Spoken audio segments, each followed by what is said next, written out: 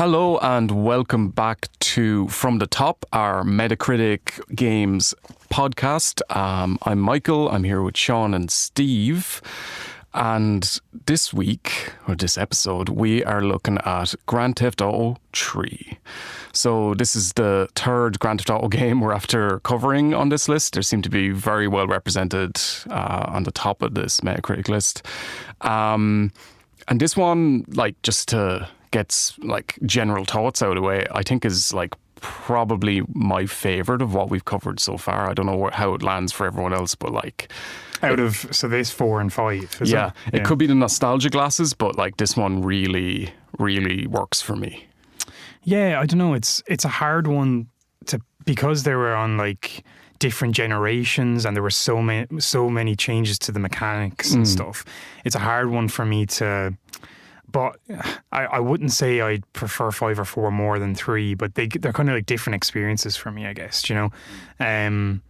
But yeah, I loved 3 as well. Like I played it back in the day on the PS2 and like probably back when I didn't have a memory card as well, so I had to start the game over every time I wanted to play it. If there's ever a game you don't want to do that with. I went through like probably a year without having a memory card, so if I wanted to play a game, I was how did you even survive? It was just like, well, I guess that's what I'm doing on Saturday. I'm going to try complete this game in one run. Like, just leave your PlayStation on like non-stop, never turn it off, it'll be fine. Yeah, then my dad would have just unplugged it. Man, you get really good at the beginning of the game. Yeah, you do. You just know off by heart and you know exactly where to go. I think you're right, actually, Michael, on that, because like spoilers on this is the first GTA game I've ever finished. Oh, wow. Okay, fair play. Are you as proud of me? You should be, because I don't like GTA games, but like out of the ones that we've played so far, I think I like this one the best as well. It's still not a genre like aimed at me at all, but like I could kind of put on the retrospective glasses and really appreciate it for what it was. So like lot of toilet humor in there as well on the signs and stuff, which I like too. Did you play this when it first came out? Is this the first time you've properly played this, Steve? I remember I rented it out once and I think I played it for half an hour before packing it back up, walking back to the shop, returning it and saying, can I just change this for a different game? But this was like when I just knew that like it wasn't geared at me. It's still not geared to me, but I was determined to finish at least one GTA for this list. And maybe it was because this was the shortest one, but like I almost gave up at that stupid bazooka shooting the plane down level. Oh, that's probably the worst designed mission in the entire game. I hated that, but not to skip ahead. Can I ask though, Steve, did you play the quote unquote remaster, or did you play... No. Oh, you played the original? I played the original game, also in Japanese, but luckily that wasn't too bad. And I know some people take qualms with me playing games in Japanese, but it's I played the original game because I'd heard that the remaster somehow is worse than the original game. So like I wanted to avoid that if I could, and it's decent.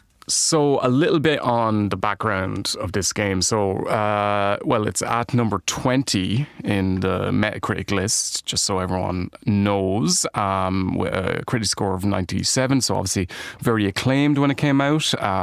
Released in 2001, developed by DMA Design, who are based in Scotland, but have a lot of American creatives working with them. And they turned into Rockstar North eventually and published by Rockstar.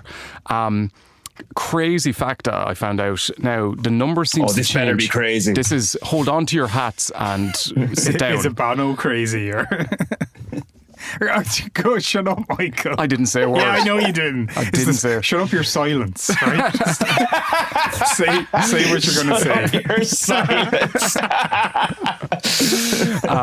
The fun fact is, now, the number changes depending on where you look, but this was made by roughly 20 people, this whole game. Okay. So it just shows, it's like, it speaks to how fucking ballooning the cost and people behind games becomes, because like I think Red Dead 2 had like over 1,000 people working on it, like something like that. Yeah, like several different studios, and you'd think they would have been bigger at that stage, because 1 and 2, I know they were on the PS1 and they were like top down and stuff, but they were pretty big hits as well. they were. 2 was less of a hit. So coming into this, it wasn't a surefire thing, and I think it caught a lot of people by surprise, to be honest, like when it first came out.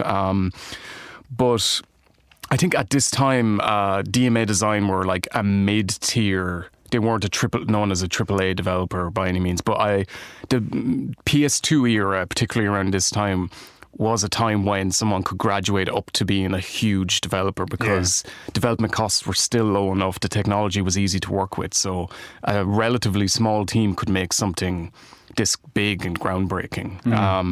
So another interesting fact is, so this is for people who don't know, the first Grand Theft Auto 1 and 2 and the London sort of side thing, they had a top-down perspective and more like cartoony style. So this was the first, in quote-unquote, fully 3D Grand Theft Auto with like a third-person camera. And that actually started as a tech demo for a Godzilla game that they were sort of developing internally. So they had the big city and you were going around destroying it as Godzilla. And they were like, wait a minute, what if you could drive a car instead of being Godzilla? And that's how it was born. But Godzilla can't fit in a car. Yeah, exactly. Back to the drawing board with that one. They spent most of the development just trying to figure out that question. That would have been a cool like Easter egg to leave in the game, that you could like unlock Godzilla or something. And run around as Godzilla. Yeah, that sounds like something to do, or Saints Row would do nowadays. True, really. Like. Some other facts: they had to change some of the content because of the 9/11 terrorist attacks that happened on 9/11. So they had some, like, I don't think they had to change too much for this game.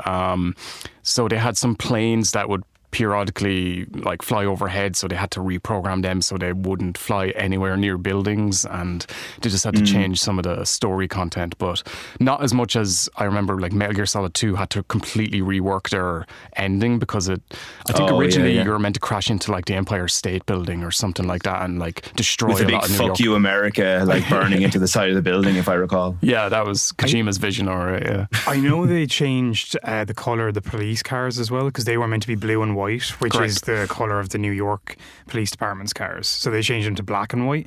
And I don't know if that was because they wanted to like distance the game from like being like New York. Like obviously it's meant to be New York, but they never say it is. Do you know? No, like it's a fictional city, it's Liberty City, but everyone knows it's based off New York. That became a lot more apparent in Grand Theft Auto 4, which is like more of a direct facsimile, but like this, it's New York and everything but name, really. And then it has some like landmarks that are analogous to New York as well.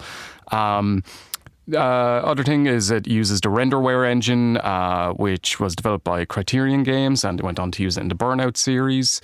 And that sort of allowed them through like being able to stream a big city in and use stuff like culling, which means that when you're in a part of the city, the rest of it doesn't have to be loaded in and only loads in as you need it. So some like really nifty technology advancements really allowed this game to happen. And I also learned, so the protagonist of this game, his name is Claude, but they never actually mention his name throughout the entire game. It's only because he makes a cameo in San Andreas that you find out his name is Claude in that game. But he's a silent protagonist, like he doesn't say anything, which was pretty popular at the time. Like you had like Gordon Freeman and like Link and like loads of, it wouldn't be uncommon for a game to have a main character who doesn't talk, whereas nowadays it's obviously a lot less common, and fucking Grand Theft Auto lead characters just don't shut up nowadays, really. But apparently they did it, well, A, because it was sort of the norm, but B, because they had so much other shit to figure out, like all the other characters, how to make the technology work, the radio stations, that they were like, this is one less thing to worry about if the main character just doesn't say anything. And I have to say, I love that. It's sort of, it works way more for me than almost any of the other games, being able to just like project yourself onto him, and you can play him as like just a cold-blooded assassin type figure, or like just someone who's like brought along for the ride and like just trying to figure out his way through this stuff. Like whatever personality you want to project onto him sort of works because of that, really. But yeah, those are all my fun facts about the development of the game. They weren't that fun. Yeah. There's not Sorry, a man. not a lot of smiles in this room now, to be honest. It's more dour. The 7-Eleven stuff was pretty fun. 7-Eleven? Sorry, 9-11. Wow. Go and get some angry comments on this video, I tell you. Still sensitive about that. Let's get into the gameplay. So the open world, that's sort of the main thing. And I still remember the feeling of, because I knew what the game would be before it came out. Like I understood, it's like the old Grand Theft Autos, but 3D. So you get to go around everywhere. But it's not until you get into a car and actually start driving around. And I think it's hard to sort of communicate to people who like are younger than us and wouldn't have like been around playing games when this first came out, how much of a mind-blowing experience that was at the time. Like it just the sense of freedom. There mightn't be a million things to do in the game, and like it's a bit more restrictive than you think once you like get down into it, but just a sense of I can drive anywhere, steal any car, I can play for hours without doing anything story related. Like it just absolutely blew me away at the time. I think for me it was probably my first like sandbox game I played when it came out, and yeah, just the feeling of freedom that you get, like you said, that it was like probably the first non-linear game I played as well, I'd say. So I can just go wherever I want. Well, with restrictions, like you couldn't cross over to the other islands until you had passed a certain mission in the story, which always annoyed me. And I was always trying to find ways, can I ram through this roadblock to glitch the game and go through it and stuff. But I think that was a good design decision, though, not to overwhelm the player at first, because even though the first island isn't that big, it's sort of, for people at that time especially, it would have been way too much to be like, God, I can go everywhere and I'm going to get lost and I'm going to end up miles away and not know where I'm going. And it encourages you to play the story as well, and not just like fuck around, like just take in all that island, play through the story, and then progress to the next one, you know.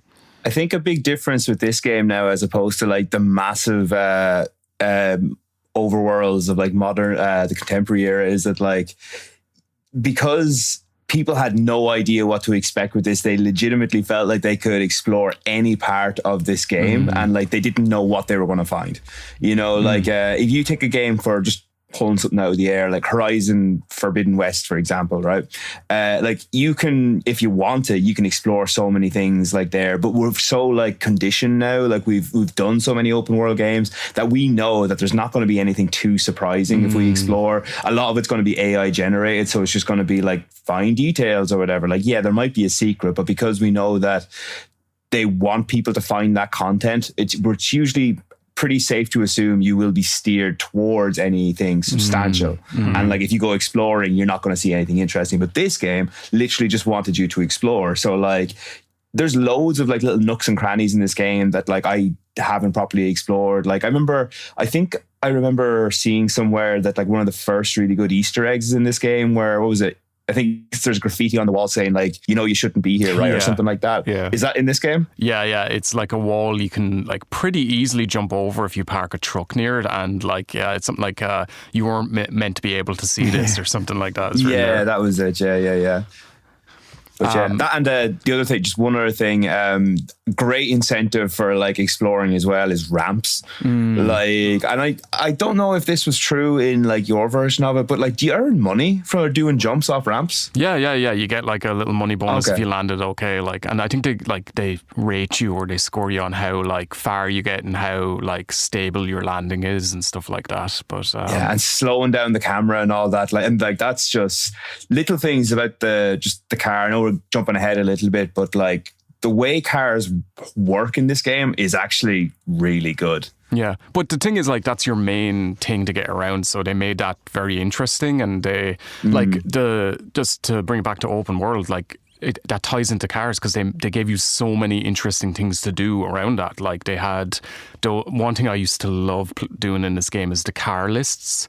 So there's those garages that like ask you to steal all these like certain types of cars and bring them to them, and that was such a good incentive just to go around and explore and try drive something you wouldn't normally, like a truck or a bus or something. And like they had all the, stunt jumps like you were saying, and emergency services and taxi side missions as well. Oh yeah. Like it sort of it surprised me because I didn't remember how much content they had in that was like purely fuck around stuff that was like off the main story.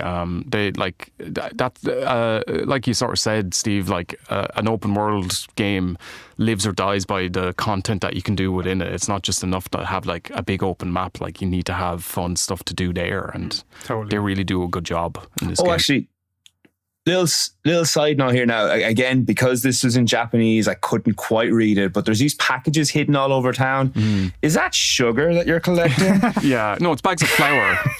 Because there's bags of flour. Did you not play the bakery side missions where you have to make like cakes? I knew there was one side mission, but I couldn't find it anywhere. Again, Japanese, yeah. Yeah, it's lost in translation. It is worth noting that this wasn't the first open world game by any means. Like you could go back to Ultima or any of those old RPGs and make an argument that they are, or the first open world 3D game, because you had like, you know, Elder Scrolls Daggerfall and even like Shenmue, and one like sort of cult classic game that I used to love from the PS1 tried to do it as well, called Urban Chaos. And you could get into cars and drive them around and like steal cars, and like sort of is a proto version of this, but because it's on the PS1, it runs horribly, and like the pop-in is absolutely atrocious. So it's interesting that like this was something that was probably going to happen, but Rockstar did it like the best, really, and they were the ones who the popularity of this genre exploded as a result. So on to what Steve was saying, the driving, which is like easy is the funnest part of the game, really. Yeah. What did you think of the driving mechanics or the handling in this game? I loved it back in the day. Like, it's funny going back now after playing the newer GTAs, and because we were still in that era when this came out of like not fully analog steering, so everything's in steps. Yeah, you know, so like because it was designed to be able to be played on a PlayStation 2 controller without analogs, I guess, as well. No, PS2 had analogs. Yeah. Oh, sorry, you're right. Yeah, well, but you could steer with the D-pad as well, though. Pretty sure you could. Yeah, you could. Yeah. So yeah, it's interesting going back to that after playing like the newer GTAs and stuff. But I did really like how fluid, I guess, the controls were on the cars. Very easy to pick up and play. Very easy to very control. Forgiving. Yeah, very forgiving. Apart from rolling over vehicles, I missed the fact that you can't unroll a vehicle like you can in like the later games. Oh yeah, that's true.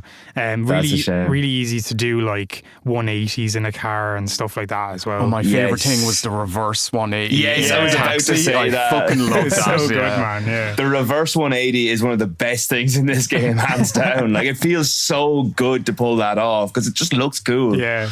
The one thing I'd say is there isn't like a huge difference in a lot of the vehicles in terms of how they handle. Like, obviously, if you go from a truck to a bus to like a smaller, speedy roadster, there are differences, of course, but like among a lot of the saloon cars, it's very subtle. I wouldn't be surprised if they all had the exact same handling physics, to be honest. But that like seems like a flaw, but also it means you can probably jump into any regular car and just like instantly get to grips with it. Definitely. And like I sort of missed this with 4. Like I understand what they were going for with 4, but I just love the fact that I could jump in something and nip around so easily. Also, it's a technological thing because there's less stuff on the streets here. There's less things to crash into, and probably like less traffic on the roads because they couldn't render a lot of cars. So it was very easy just to like zip in between cars and get where you needed to go, really. It's a good way to teach yourself how to drive if, like, you know. Yeah, keep going. Do you know what? No, actually. Full stop. What is everyone's favourite car in the game? So I don't want to put you on the spot, but go ahead, Sean. Probably the well, I mean, I did love the taxis, but probably the Mafia car. The Mafia Sentinel, that's mine. That's the one. I Mafia fucking Sentinel, love that. It's annoying that once you get to a certain story mission, the Mafia gang are against you. So you can see, and different districts have different gang members who walk around. And like, I guess it's sort of interesting that, like, through story reasons, if they're aligned against you, they'll attack you on sight. But all the Mafia guys had shotguns. So if you stole one of their cars, it would just take one shot to blow up your car. So it became so like annoying. Incredibly rare to get a Mafia Sentinel at a certain point in the game. But yeah, I absolutely love that. What about you, Steve? Do you have a favourite car? This is probably just because I'm in Japan, but the Yakuza Stinger one, is that what it's called? Oh, yeah. I think with the flames on the side or something. Like a red decal on the Or, side. yeah, red the decal. Diablo Yeah, it just- car had the flames. It just handled really, really well. Like, and it kind of weirdly not controversially, but like weirdly enough, it was the car that I always took to shoot down the plane in that one bazooka mission.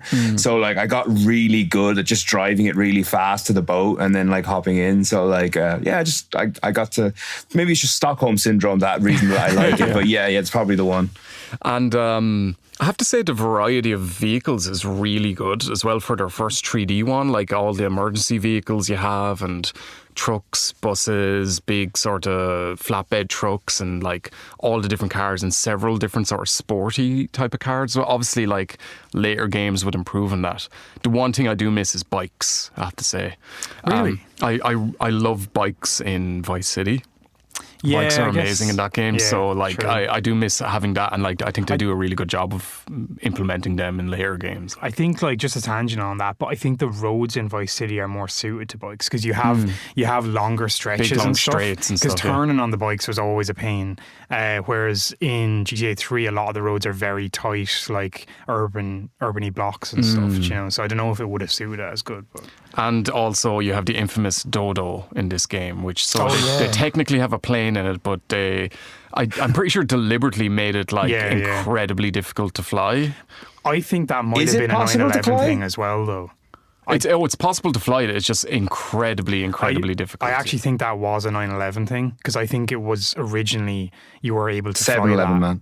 Yeah, So, 7-Eleven. get it right, man. Always remember. Because I think originally they did have that as a fully flyable plane, but then they decided to keep it in but take the wings off or something because they didn't want people Like flying, reenacting and- recreating Yeah, shit. yeah. Okay, fair. Which inevitably is- would happen. Yeah. It is such a cock tease though, because Yeah. like, you know, when you get to the last one and like I think one of the first missions you get is like the airport, and it's impossible at that point not to be like, oh my god, I might get to fly an airplane. And then when you finally get one, it's this really painfully awkward like plane that is all I could not get it off the ground at all. Like I tried so many times, I couldn't get it off. I was like, this is really annoying. Yeah. Yeah, I don't really know why they even just kept it in. Like, why didn't they just take it out completely? But it's weird. I'd say they had the whole airport section made, so they're like, we have to fucking put something in here, lads. Like, but yeah, that is like, I remember when I was first playing as well, I had the exact same feeling, Steve. But it speaks to how new this was. You're like, who knows what'll be around the corner? There could be anything that I can like suddenly use. There's also boats, but I've never been a fan of boats in any They're of these okay. games. They're just yeah. Is there a tank in this one? I think I remember a tank, but I'm not sure. Oh fuck yeah, there is a tank. I spent so many hours on that tank. I absolutely loved it. Like, and I love the fact that it'll instantly blow up any vehicle that it touches. Like it's just the funnest shit to drive around. Little tangent. This speaks to the emergent gameplay that from the open world thing, but one of my favorite things I used to do was there was a cheat that you could put on that would change the handling of cars, but would also change the sort of physics of them in a way where they would knock over very easily. So I would get a fire truck and drive it around the second island, because there's sort of a loop that you can drive the whole way around one of the islands, and just knock jeeps into the ocean as I was driving by. And like I literally spent like hours and hours and hours doing that with mates when the game first came out. And it's just sort of like, it's full of those things where it's just like little tweaks and you can make your own little game out of it. Like so the driving is like pretty amazing. It's pretty simple, but solid. Does the job for what it needs to do. The shooting, on the other hand, is probably the worst element mechanically of the game, I would say. Yeah. Incredibly hard to aim. The lock-on is horrible. Like trying to switch between targets is pretty much non-existent. And it basically devolves down to you have to stand there and get shot up a load of times while trying to kill the enemies before they kill you. So this is before they introduced the over-the-shoulder view that they had from Grand Theft Auto 4 onwards. Did they have free aiming in this, or was it just lock on? You could free aim, but it was incredibly difficult. I think you had to go into first person to do it. And you couldn't move while you were doing it, as far as I remember. Right, okay. Yeah. So incredibly difficult. Decent weapon variety, I have to say. Like nice, like you get flamethrowers and rocket launchers and sniper rifles as you go on. And again, another weird, fun thing I used to do when I was younger was go on top of a car park on the second island and shoot a pedestrian with a sniper rifle. And because of the weird AI that they have for the pedestrians in this game, whenever anyone is killed, everyone will gather around the body and look down at it. So I try and perfectly throw a Molotov into the middle of the people and get as many as I can. It was very weird. It is not surprising at all how this game got on the news so much, and those parent associations were trying to ban it. And you clearly are like the target audience because you're doing all the things that I expect like a Grand Theft Auto player to do. Like I wouldn't have thought of not really. Wouldn't have thought like of so much of this stuff. But it is fun. As you say, to do all that kind of stuff. One of my favorite things to do after I finish the game is okay, I'm going to go around and just see what else there is to do. And honestly, probably the best thing to do in this game I found is to just rack up a 6-star rating and see just how long can you survive. I just think that's hilarious and so much fun to try and do, because it's just chaos. Yeah, I love the systems they had in place for this, and something to continue throughout, the rising level of aggression that you get with the more stars you have, and the fact that at 5 the FBI cars come after you and they're fast and relentless, and then at 6 it's the army and I think it's 5 stars total, no? I thought it's 6. Can you correct me, Steve? Does the army come after you at 6? I can't remember. I know the army comes after when you have it maxed out, but I can't remember if it's 5 or 6. I think it's 6. Okay. Well, it's actually no, you're right. Yeah, GTA 5 introduced 5 stars, but before that it was 6. Yeah. Oh, that's clever. 5 in the title and 5 in the stars. Those guys knew what they were doing, I have to say. Man, that's so ahead of the times. I will say, though, I don't think any other game franchise has done police better than Grand Theft Auto. The way they respond to you, and they don't just pop out of thin air. Cyberpunk much? Yeah, it gives the sense of okay, they're searching the city for me, kind of thing, and I have to outrun them and things. It's really good. I do like the stuff they introduced with later games, where you could see them on your map and you could just navigate and outrun them in that way. That's pretty cool, because it does get to a point where if you're in the middle of something, it's annoying to have the police after you. But like Steve was saying, it's just so much fun to see how long you can last and cause as much carnage as you can. And that's really the distillation of why this game works so well. But again, have to constantly remind myself that there's a lot of nostalgia at play for me here in some ways, and maybe that's something to take into account. Yeah, but I think a lot of it's valid for when this game came out. There was nothing really like this when it came out. And it was just such a huge game for the time. I think the nostalgia is valid here. Yeah, true. Yeah, and I can speak to that because, again, as I said before, this is not a series for me. I'd rather be playing Donkey Kong than playing this any day of the week. There you go. But there you go. But having said that, as I said before, I wasn't into GTA 4. I felt that was just too bogged down with unnecessary stuff to do. GTA 5 more accessible, but I just whatever. I think it was the characters were so unlikable in that I just couldn't get on board with that. But this one, as you said, Michael, this is my favorite one easily because it's not bogged down by all the unnecessary extra stuff. It's with the possible exception of GTA Online, this is probably the purest GTA experience you're going to get because it's just purely focused on the chaos and fun part of the games. Instead of let's do a mini game where you're chopping sushi for your ex-wife or whatever the hell was going on. Yeah. No, I do. I think they sort of lost sight of what made this game fun in the first place. Even I think the island layout is just perfect in this game. The open roads, it's so much easier not to get caught up on shit on the side of the roads and drive around easily. I love that, and that's something they definitely the later games depict more realistic roads and layouts of cities that make more sense, but just to have fun in it, it's way better. So I loved it. And like, it's weird, going back to play this, I still remember the layout of the city. Like, it's just so easy to memorize, which is vital, because maybe you can confirm this, Steve, because I couldn't remember, but you don't have a map when you pause the game. That's right. Yeah, and I was going to bring that up actually as well, because I hated that at first, but I thought it was even though this probably wasn't intentional, but I thought it was a stroke of genius to not have the map at the end, because like you do have to memorize it, and that's what kind of makes this kind of iconic, because you can't just like, look at your map. Okay, I'm going here. There's no mini map. You can't set markers. You just have to know where shit is.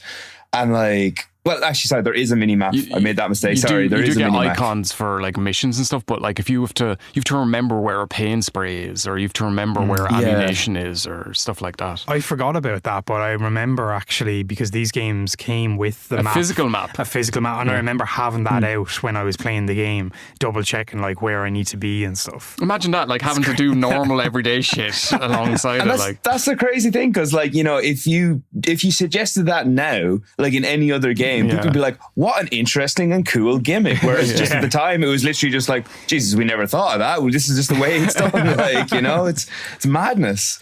But yeah, no, it's like it works. Like, I think it, weirdly enough, some people might like say it's a negative thing, but I actually think it fed into the good parts of this game, honestly. Yeah, no, definitely. And it was small enough that it wasn't inconceivable to memorize it. But like no other game did I memorize the map on. I guess partially because I didn't have to, because they made it a lot more accessible, and like waypoints and stuff like that. But yeah, no, in this one, but like you did have icons for missions and stuff. So missions themselves, personally, I think they're generally okay. Especially stuff centered around driving is very good. They're pretty basic.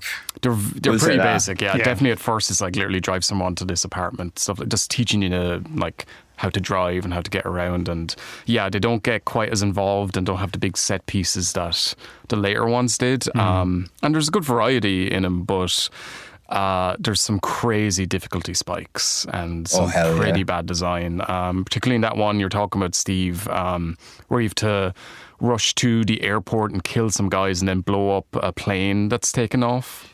Yeah, I remember that, yeah. With like a crazy time limit, and like the last mission as well is some of that stuff going on. Like there are some crazy difficulty spikes. But one thing I'll say in its favour is it does allow some freedom in how you approach these. So that was something we were a bit critical of with like Red Dead 2 and later games, is like, if you don't do this mission exactly how they say, like if you get in the wrong car or something, they won't let you complete it. But with this one, like there's one mission where do you remember the one where you have to throw a grenade or a Molotov in through an apartment window? Yes. The best way, and like I don't know where I read this on the internet or if it was on like people talking in your school or just word of mouth or whatever, but everyone always said, go park a truck or a bus in front of the garage where he comes out, and he'll be blocked in, and you can just blow up the truck and it'll blow him up and you pass the mission. Like stuff like that is amazing. Like no, I love that you can do like set up roadblocks and stuff like that. Like that's really cool design, and it's a shame that that's sort of, I'm not sure if it was intentional in this game, if they just didn't think of blocking that stuff off from the player, but yeah, I missed that from the series. It's great that they let you do that, and it's cool because like you can play kind of like dirty, but by the same token, the game can kind of play dirty as well, because like sometimes it can just be so unfair when like a cop car just rams into you and like rams you off a cliff or something when you're right at the end of a mission or something like that. But because it's fairly evenly balanced in terms of like you can screw over the game just as easily as the game can screw over you, it kind of balances out in a weird sort of way, and it's not too punishing if you fail a mission, because as you said, they're not too long. No, with the exception of that fucking shooting the plane out of the sky mission, that one exception. Like I think all the GTAs, maybe less so with 5, had these crazy spikes where just because there's so many missions in them, they didn't all have the same sort of design touch that like some of the others would have had. So like some were just like I remember what was it? All the RC plane missions from Vice City and San Andreas were just like impossible, basically. Or like it seemed more, based on luck rather than anything else. But but this one is generally okay. Less of those spikes, nothing too amazing, but enough to keep you engaged.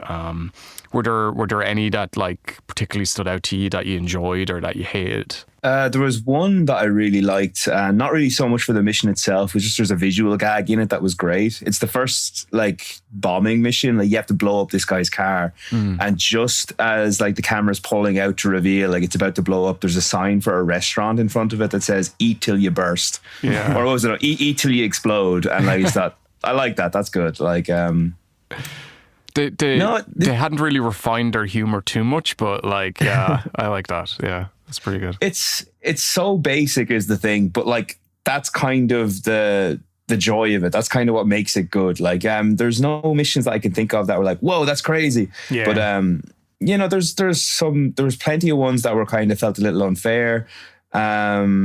Usually anywhere that involved like shoot. I found that like any mission that required you to shoot people, if there was a way to just use a car instead of a gun to knock people over, like that always made it so much easier. It was only the ones where like you had to suddenly like you have to get out of your car, you have to shoot somebody. That's what really made it tough. Yeah, no, I had the exact same feeling. Like anytime I could run someone over, that would always be my choice. So yeah, when they funnel you down, like there's some in Chinatown where you can't drive. Yes. They have bollards up or something, so you always had to go in there, and that was always like a pain. I was like going to pick these guys off one by one from as far away as possible. Like, and they have that in mind as well, because like there's 3 guys you have to kill in that mission. Like one is out in the open, one's in a compound, so you have to get into a certain car to get into it, and the third one is in that area. So like, yeah, you literally have to go on foot to kill that guy. So they knew what they were doing with that. Bastards. Bastards. Yeah, the only one that I can think of, there was one early mission, I think, where you had to go to Chinatown to beat this guy up. You weren't supposed to kill him or something. Or you were supposed to beat him up with a baseball bat or something like that. And you had to like, you couldn't just drive in there. You had to run in, and then like all his like gang or whatever would come after you too. And I just remember dying so many times there because I would just get like swarmed and hit from behind with a baseball bat or something. And like, annoying. Yeah, when you get hit, it seems like it takes a fucking million years to get up as well. Like, and then there's a million guys just trained on you, blasting the shit out of you, and it's just like, no. There's one mission I remember where you have to like tail a guy to see if he's like spying on you, and like it does a really weird thing where, you know, in any other game you basically have to go to, here's the spot you have to go to, and then he'll come out of the building and walk out. But like in this one, it's when you get within a certain distance, regardless of what direction you approach it from. So the first couple of times, like he would leave and like completely disappear before I got a chance to see where he'd gone. That was a really, really tough mission, which is insane. I think they hadn't worked out how to design those other types of mission, and they were still trying to figure things out. It was more like an idea led thing rather than, mechanically this would work. It's like, wouldn't it be cool to trail someone? Wouldn't it be cool? Like even that mission I mentioned earlier where you have to throw the grenade in through his window, the aiming controls aren't made for that. Like it's ridiculous trying to get it. Like, that was so hard. Nobody gets it first time. Like you end up blowing up your own car and shit like that. Like it just, but yeah, I admire the ambition with a lot of the missions, but like I think later games sort of refine them a bit more for better and worse in some ways. I would just to bring, I think my favorite mission, just because of how incredibly easy it was when I did it, was the one where you have to assassinate. Is it Don Corleone? Is that who you're? Yeah. No, and like he's got a ton of bodyguards. Like, and obviously, if you go in head on, like it'll be like probably a massive firefight. But like seeing this like straight up is like, okay, sniper rifle, closest building, climb to the top, comes out, one shot, mission over.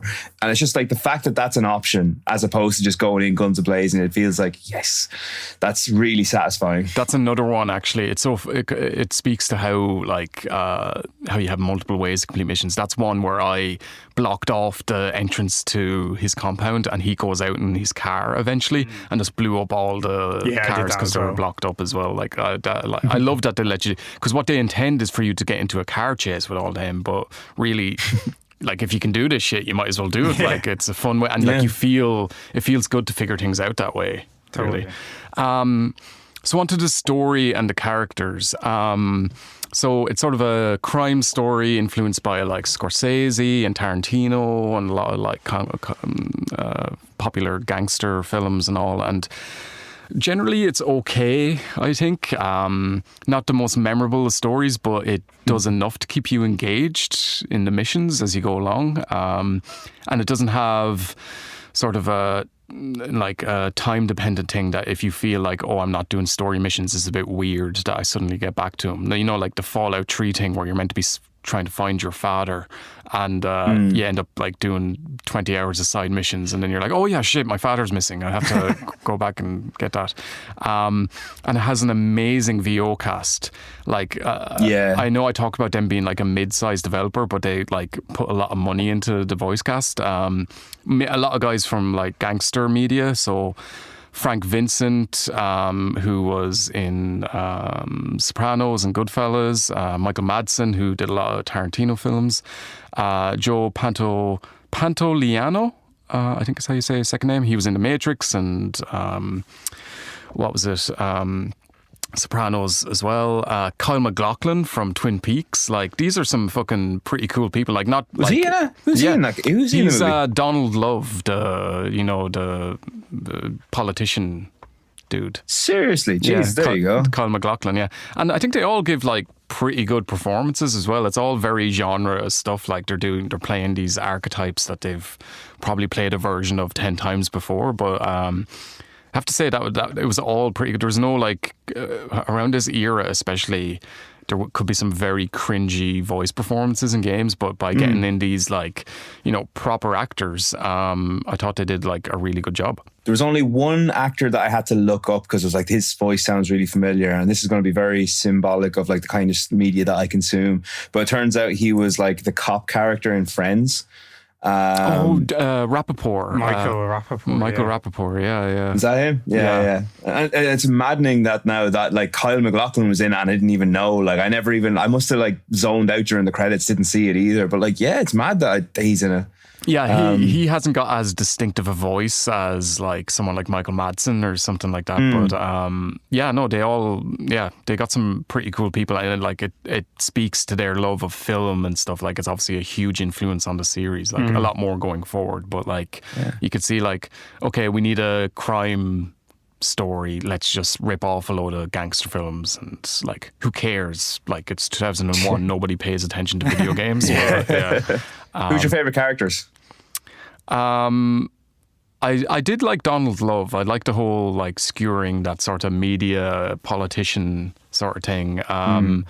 Like I'm not sure any of them are that well drawn really that you can love any of them. Like they're all pretty much stereotypical gangster types, but I liked him a lot. I like the Yakuza lady. I forget her name, but I thought she was pretty good. Who ends up like weird torture? She tortures. Yeah, some kind guys of torturing that guy towards the end with the whip. Yeah, for me, I mean, just going back on what you're saying, like it's been a long time since I played it, and the story wasn't that memorable for me. So I don't think anybody really stood out to me that much. Yeah, to be honest. So yeah, I can't really put my finger on anyone. And also, like, just a brief word on like, it's an old Grand Theft Auto, or it's a Grand Theft Auto, so it's like incredibly racist and misogynistic. Oh yeah, 100%. Like the Japanese guy, the brother of that Yuan, really, really stereotypical. Like, oh my god, yeah, no, very cringy. Yeah, and just all the lines shouted from gang members and stuff like that, just on the street, is all like, yeah, you can tell you're working in a. You don't take people's other people's opinions into account when you're just like, oh, is this funny to us? Yeah, we'll put it in the game then as a result. But this brings us on to the radio as well, which I think the radio is fucking amazing in this game, with some caveats to that. But it's really interesting because Laszlo is sort of one of the main people behind the radio content in this game. So Laszlo Jones, I think his name is. Laszlo is his real name, and he made radio content in real life. Like he used to work for radio stations and do that sort of stuff. So he had a real sort of insight into how they operate. So him and Dan Houser, one of the creative leads on the game, just wrote all the radio stuff together, all the ads. And I would literally just drive around listening to Chatterbox, like not even doing anything, just like driving on the roads. And I think it's really well done in this game. I think my favorite version of the talk shows is actually in Vice City, but with Maurice Chavez, that talk show was amazing. But Chatterbox is really good. It's probably the strongest distillation of the sort of satirical stuff they were trying to do, and they were still finding their feet with in this game. And you have people calling in about like gun ownership and immigration, but then you have like that weird British guy who call in and say, Freddie needs a nanny. And then Laszlo's like, yeah, childcare support is hard to get. And he's like, yeah, Freddie needs a nanny because when Freddie's bad, he needs to be spanked. And then Laszlo says, so how old is your son? He's like, I don't have a son. What are you talking about? But Freddie needs a nanny.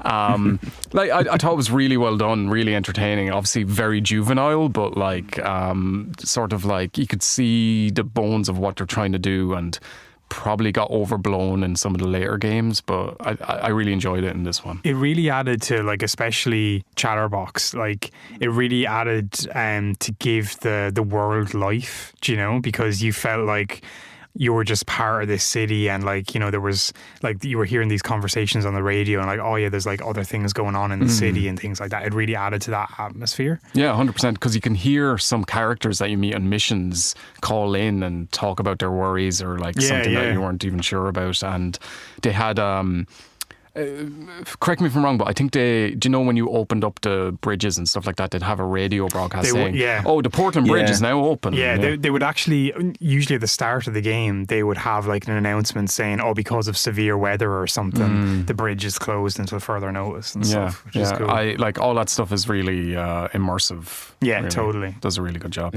Yeah, no, I actually think I might disagree with you a little bit on that. Wow. Now this I know.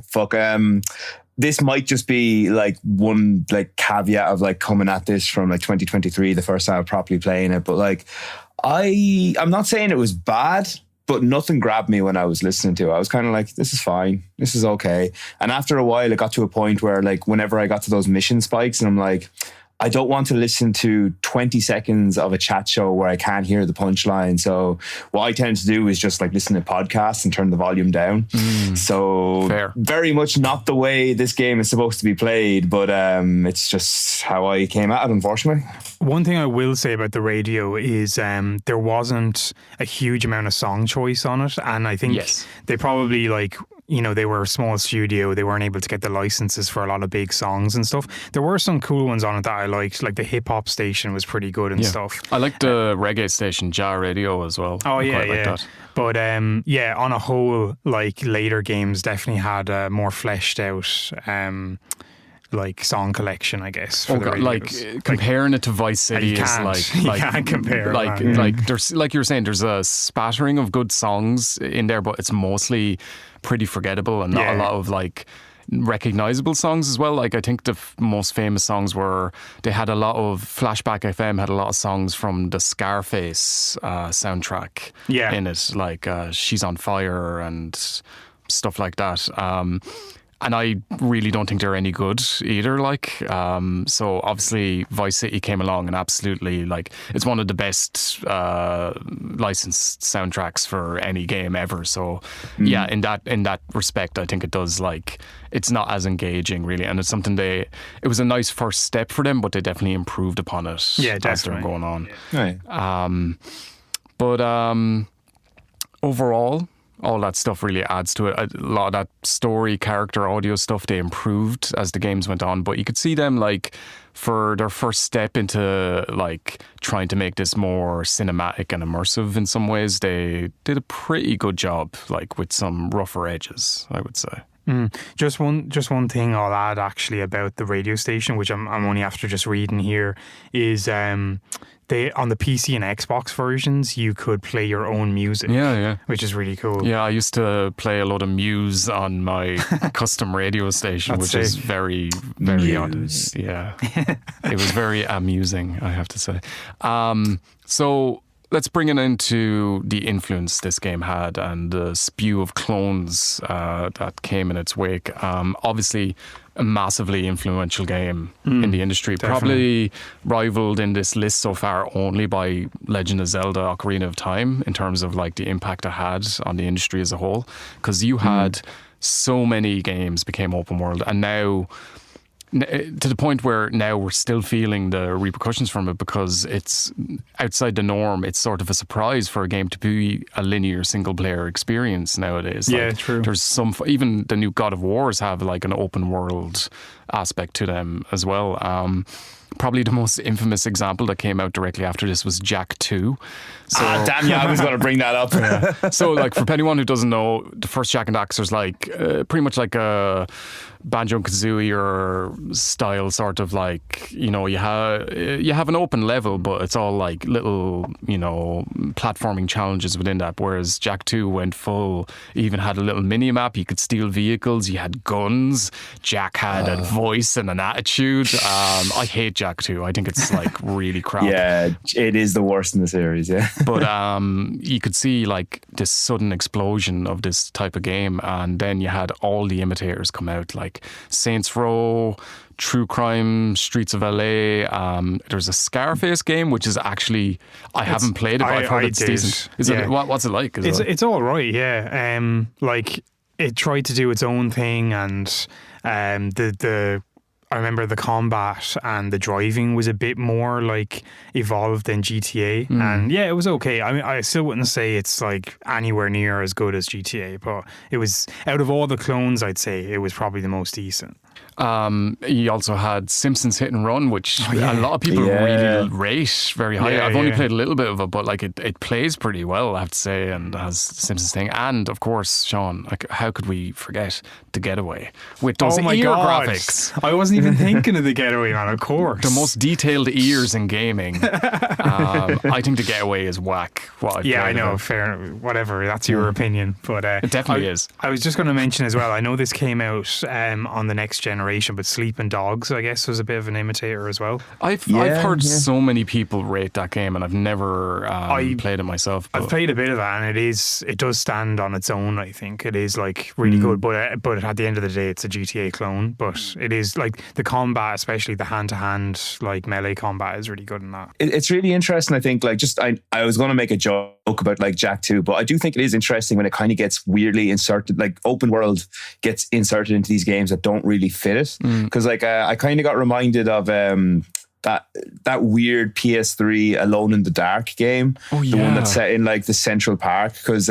like those games typically, like it's fucking like a survival horror game. Typically you're in a small confined location, but this one was like you can explore all of Central Park, you can hijack cars to drive around, get there faster. It's like, what the hell are you doing? Like, Has there been a successful open world horror game? I guess Alan Wake to a certain extent, but no, The Evil Within 2, that's an open world sort of thing, isn't it? You can't drive cars and all, but like... I don't know if it's open world. Is it, Sean? No, I mean, there are stages of like points of no return. The levels are open world, I'd say. So not really. Not on the level of GTA. No. Does it work? Yeah, it does. I mean, like, I wouldn't say it's any different. Like, it just involves a lot of backtracking, do you know? So I wouldn't say it's like any more open world than like, say, Resident Evil 2. I mean, yeah, I guess like it's a bigger area, but like, I guess Silent Hill is sort of or Silent Hill 2 at least is sort of open. I think you're getting more like, we're getting more into like partial open world stuff where it's like a linear game, but the levels are vast and you can explore, you know.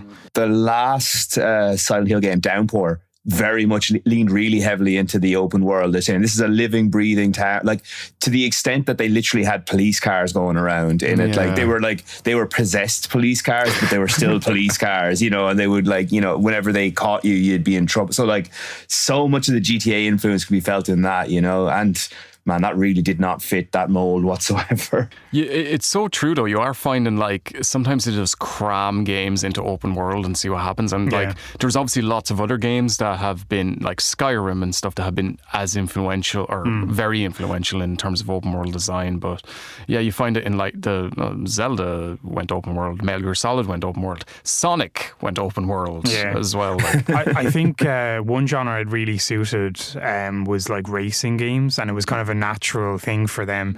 Like so much of GTA is about driving, so let's just make a game all about driving around cities and stuff, you know. Yeah. And then you had that like the peak element of that, like the biggest distillation of it was that one where you had the whole of America. What was that called? The Crew. The Crew. Yeah. Great game actually. But like that's fucking ridiculous. Yeah, no, it's great. Like. I mean, it's obviously not to scale, but there is a race in The Crew too that goes from LA to New York, and I think it takes like over an hour for in in-game time to do the race. Like some Le Mans shit. Like, but yeah, like obviously we've seen some amazing examples of this design put into other games, and like this is ground zero for that in a lot of ways. Like this was such a huge, because there was nothing else like this coming out that year. Like a lot of the bigger games that year were, you know, like Silent Hill 2 and Metal Gear Solid 2 and stuff like that. Like Silent Hill 2 had like some open areas, but like not in terms of like open design, mission based sort of stuff. And then because GTA 3 was so successful and like such a interesting design approach that like it just exploded after this. And now we've probably gotten to a point of fatigue with it, which is a mild way of putting it. And we were just talking before off mic about how they announced recently, Ubisoft announced a new Prince of Persia game that's a side scroller, and that's like a really refreshing change because every Ubisoft game is an open world now, to the point where like it's called like a Ubisoft formula type game.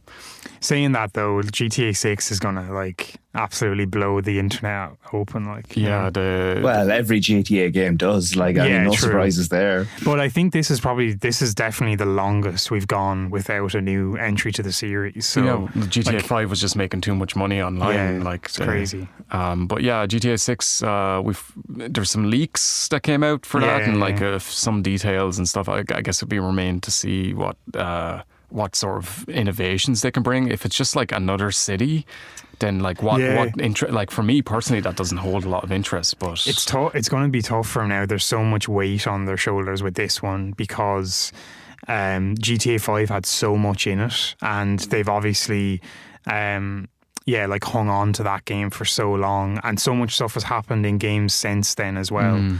I don't know. It's going to have to be innovative in a very like smart way, not just like a bigger map and, you know, more cities or whatever. I think if they have like a wisecracking weasel like as your sidekick, I think that's what I'd do it. That'd do it for me. That's like Guardians of the Galaxy. It works for them, so like why can't it work for GTA? I think it's more a live service thing. Yeah, really. Yeah, like, definitely. That's the world they're living. They're like, let's make a big city and it's just going to be full of timed activities for people to buy into and like gain money and stuff like that. And that's where we are with it now. But make it a dating sim. That would work for me. Just like every single character, instead of like, you know, you can kill them, you can only date them. That's sort Shoot of them with your love gun.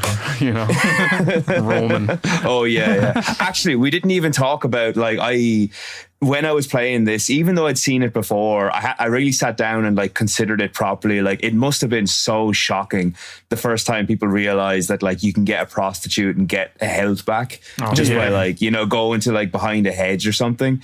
I was looking at it and thinking, I can see why people were like, holy shit, this is too far, because it is, even for the time, it's pretty out there for what it's doing, like, you know. And like the fact that you're able to kill like the prostitute straight afterwards, which everyone immediately figured out.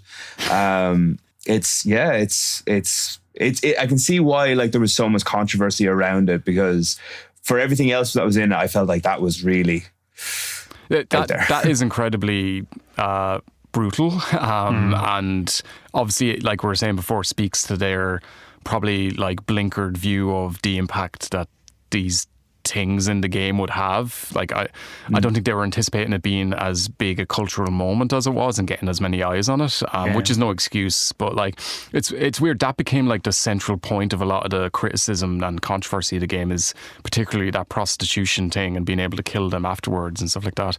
But I remember when I was young, I never did it because I was too busy sniping people and throwing Molotovs on them, like from the top. I thought of you the were going to building. be because I was too much of a feminist. No, it never occurred to me even, like, you know, Yeah. just sort of like I think like things like that were going to happen eventually, though, because like what they've done here with GTA is just giving you a playground to do whatever you want in, but they don't ever like tell you explicitly that you can do these things or you should do these things. Do you know, they just wanted to make a city that was okay. Like the prostitute thing was obviously like a mechanic they put in the game, so that's one thing. But like shooting pedestrians or running them over and stuff like that, you're never told to do that, but it's just like you have the freedom to do whatever you want in the city. Like some games have done it.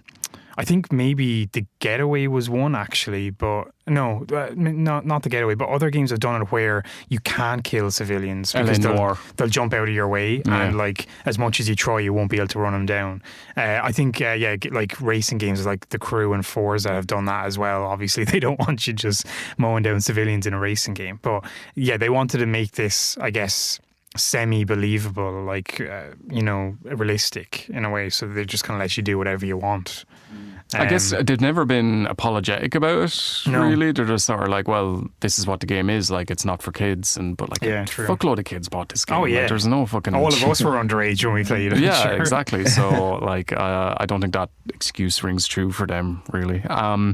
So main question, would we recommend this game, and does it deserve its place on the list? I'm going to throw it to Steve, first of all. It's number 20 on the list, by the way. So I would not recommend this game. I am Wow. going for... So I know, but hear me out on this. So I'm going by the same criteria that like I have done for the last 2 or 3, where I'm recommending it to my past self of sorts. And despite all the good things I have to say for it, this still just is not a game for me. Like I came out of this after clearing it. I'm like, okay, I finally finished it now. I don't feel like I've got anything out of this that I didn't already know about the game just from its reputation. Like there were things that I liked. I was like, oh, that's kind of nifty. But for the most part, I kind of wished I was playing something else. That's just a me thing. It's like, cause like it's very well designed and all that. But like, this is a game that thrives on fucking chaos. And I'm much more of a checking things off a checklist kind of person. So like, I literally, when I sat down to play this, I was like, okay, I'm going to do all the missions from start to finish. And that's not really the mindset you should have when you play this game. I think to a degree. But having said that, I definitely do think it deserves its place. I think that you were saying, Michael, that like other than like Ocarina of Time, like no other game probably has had such an impact. And I think that most of the things that it kind of spearheaded were positive.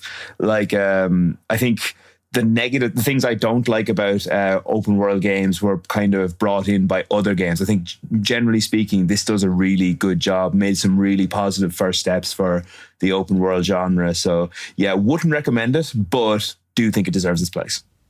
Okay, cool. Sean? Yeah, I would definitely recommend it. I think, if you're a fan of the GTA games and stuff, you need to go back and play kind of where the series really took off. I would say, like, if I was going to pick a GTA from that generation, I would put Vice City over this. Yes. That was probably my favorite of that generation, probably my favorite GTA overall. But it was more refined and stuff in lots of ways, and I think just the atmosphere and the characters were better and the story.